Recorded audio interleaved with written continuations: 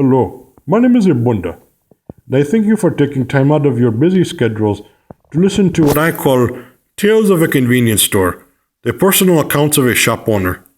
In this case, I'm talking about my store, the Grab and Go. As the owner of a convenience store, I have come across a variety of things over time. Some things interesting, others quite strange and bizarre, but I'm always told to be able to laugh it off at the end of the day. Whatever that's supposed to mean. But seriously, I'm not running a comedy club. Who has time to just laugh it off all day? Anyways, I remember one time there was this man who came into my store. He was a tall, hairy man who stunk something horrible and reminded me of the woods. It was not until later that my brother had told me it was someone called a Sasquatch. He told me that this Sasquatch was an American myth, but I only wanted him to get the hell out of my store since he was eating all of the food without paying for it. I mean, I can be hip like the kids say, but not when someone is eating all the product in my store. Of course, now I realized I missed a great opportunity to photograph a living legendary creature from the backwoods of the United States.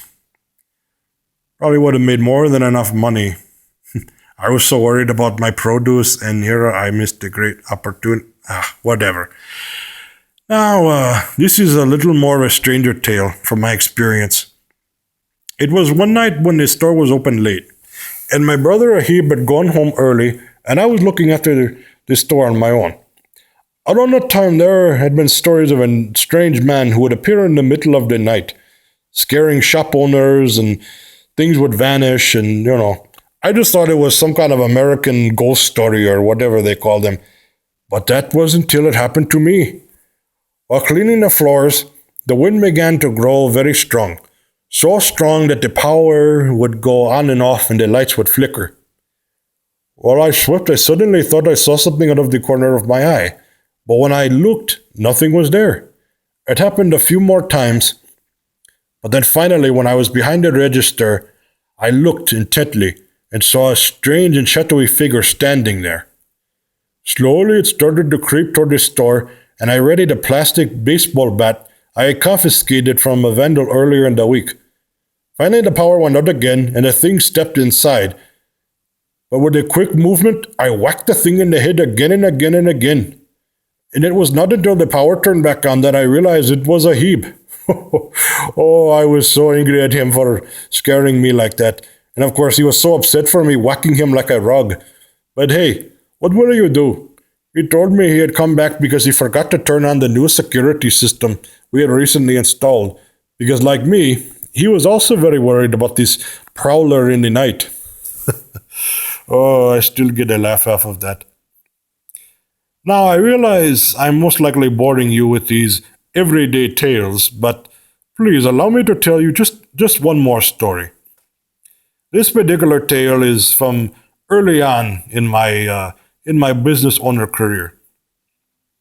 I was confused for someone else once, and it was, like I said, early on when I had just moved to this country not too long ago. So my English was not what it is now, and I was just so wrapped up in the American dream, wanting to live it to its fullest.